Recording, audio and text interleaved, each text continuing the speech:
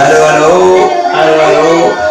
On est ici pour vous expliquer le mouvement de la Terre autour du Soleil et la Terre sur elle-même. Donc, toi, tu vas me faire tourner comme ça, juste autour sur moi-même. Donc, je vois, ça c'est le Soleil. Je vois le Soleil qui se lève à l'est. Non, juste tu me tournes sur moi-même, tu pivotes comme ça. Donc, je vois le Soleil, il s'en va, puis il va se coucher. Parce que moi, je tourne. C'est pas le Soleil qui tourne, c'est moi qui tourne. Et ensuite, il y a le ciel qui se lève. Et pareil, tous les astres se baladent, donc, de gauche à droite, hein, puisqu'ils disparaissent. Voilà, je vois les étoiles, là, et elles s'en vont se coucher. Tout ce que je vois se couche, et tout se lève. Les étoiles aussi se lèvent la nuit, et le Soleil se lève le jour, et il va durer toute la journée du jour. Et toi, tu vas me faire tourner autour du Soleil. Tu me pousses. Peut-être les deux, vous me poussez. Donc, doucement, doucement. Donc, on est toujours dans cette position. Toi, Loélie, tu arrêtes de me faire tourner. Donc, je suis la nuit, et comme je tourne autour du Soleil, à chaque fois, je vois des choses différentes. Je vois une partie du ciel différente tout au long de l'année. Donc, au bout d'1 an, je fais le panorama complet de tout le ciel. La nuit, évidemment, puisque le jour, je suis face au Soleil.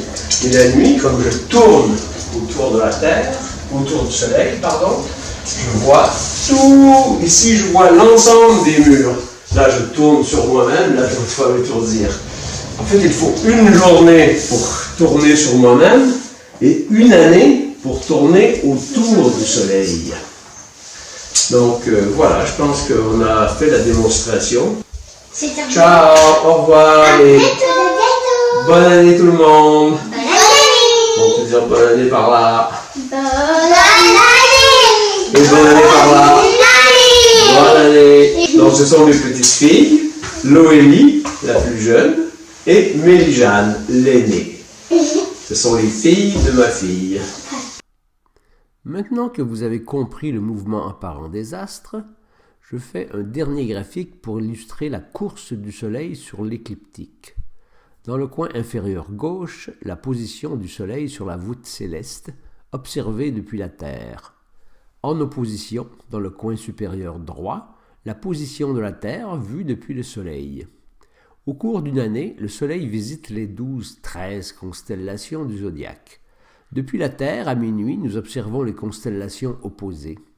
Elles se lèvent quand le Soleil se couche quand il se lève. Vous remarquerez que plus le Soleil est bas sur l'équateur, plus les constellations opposées sont hautes et vice-versa. En janvier, le Soleil est dans le Sagittaire et ce sont les Gémeaux qui sont en opposition. Meilleure période donc pour les observer. Voici une photo prise le 16 janvier 2019, 21h20, regardant vers le sud. Une lune gibbeuse est hors champ en haut à droite, mais provoque des reflets indésirables. On s'en fout, on continue. Sirius, l'étoile la plus brillante de tout le ciel est devant moi, au-dessus de l'horizon. Sirius est vraiment très brillante. Il existe 4 étoiles dont la magnitude est négative, mais les 3 autres, c'est entre moins 0,72 et moins 0,01. Sirius a une magnitude de moins 1,46. En comparaison, le Soleil a une magnitude de moins 26,73, la pleine lune de moins 12 et Vénus moins 4,3 à son maximum d'éclat. Sirius, c'est pas de la gnognotte. En remontant sur la droite, Orion, le chasseur, immanquable en hiver. On trace une diagonale entre son genou gauche et épaule droite. On duplique cette diagonale vers le haut et on arrive sur les Gémeaux, dominés par Castor et Pollux, très haut dans le ciel.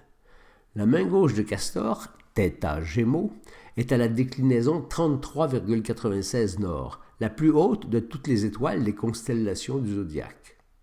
Allongé nu dans la neige, non, simplement allongé au sol, on arrive à redessiner les bonhommes allumettes que sont les frères jumeaux d'Hélène de Troie. Bonne observation et rendez-vous le mois prochain pour une autre constellation.